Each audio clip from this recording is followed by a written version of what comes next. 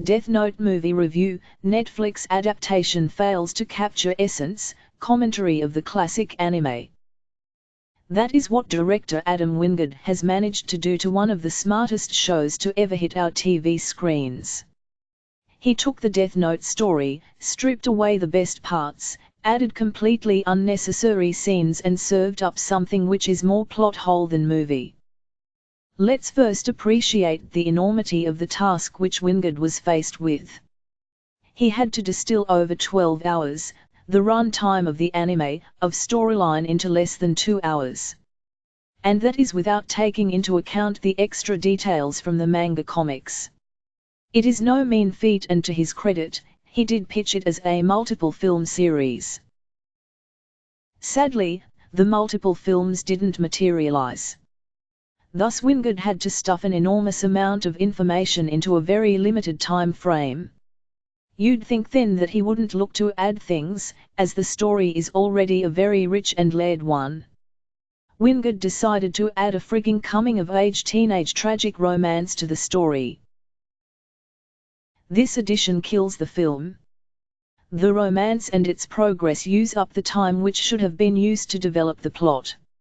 It brings the story down to a very narrow plane where it is more about the relationship than the Death Note. Death Note was never about the little personal connections between people.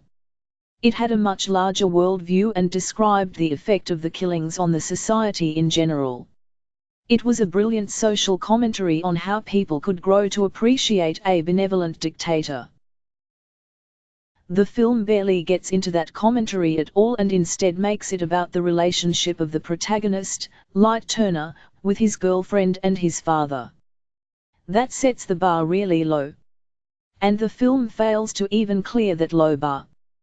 The romance just happens with no explanation for why and how. The two barely talk for 2 minutes before falling in love. And the father-son angle is a standard love-hate affair where Light comes off as a really irritating teenager. Extremely poor character development. The problem actually stems from the fact that the characters are developed so poorly. Light is smart just because he does homework for the other kids for money. There is no glimpse into his inner thoughts or motivations.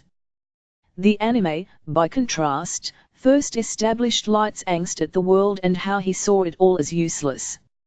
It then showed us his brilliance through his work in school and in a national exam. But more than that, it showed us through his thoughts that this is no ordinary kid. The anime Light was special. He was a worthy opponent for the detective, L. The metaphorical chess duel between the two, which anchored the anime, was extremely smart writing. There were subplots on subplots which showed L chipping away at the problem constantly with Light throwing every obstacle that he could in L's way. In comparison, the film's Light is pedestrian. There is not even the semblance of a duel between the two, and L manages to pinpoint Light with just a couple of moves.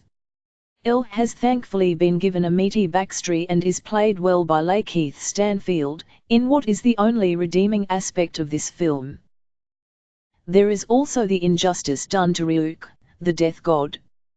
Willem Dafoe portrays him well, but the film uses him just as an oddity, a thing to make the posters catchy and to inject a little horror. The anime Ryuk was never that. He had his own role in the story and was more relatable than perhaps any of the other characters. Finally, Mia, Light's love interest, is the worst character of them all. There is rarely any reason to her actions, and while at times her psychotic side is entertaining to watch, the screen time she takes up could have been used for so much more. Story arc and plot holes. The story arc is extremely flimsy. It tumbles towards a conclusion based on some huge leaps in reasoning, which are both unbelievable and unsatisfying. Where the anime relied on the rules of the Death Note to advance the plot, the film uses improbable actions by the characters to reach some sort of conclusion. Then there are the plot holes. Now there has been a backlash against unnecessary nitpicking of storylines, but Death Note commits some serious errors. More specifically, it tends to leave things unexplained, which gets irritating as the anime was very particular about explaining everything and its impact to the story. The problem with the movie is that it wants to be an action movie. But Death Note was never about the action. The action was just the byproduct of the larger battle at play as Light sought to impose his vision onto the world. Wingard either forgot or chose to ignore that bit and simply sought to make an action film with a bit of romance thrown in. In doing so, he made Death Note into just another film instead of the masterpiece it could have been. And this is a tragedy, because the film will be most people's first and only interaction with the Death Note universe. It will completely ruin the story for them, and it is doubtful if they will watch the anime after the movie. And this would be a tragic loss, because it is a truly great story.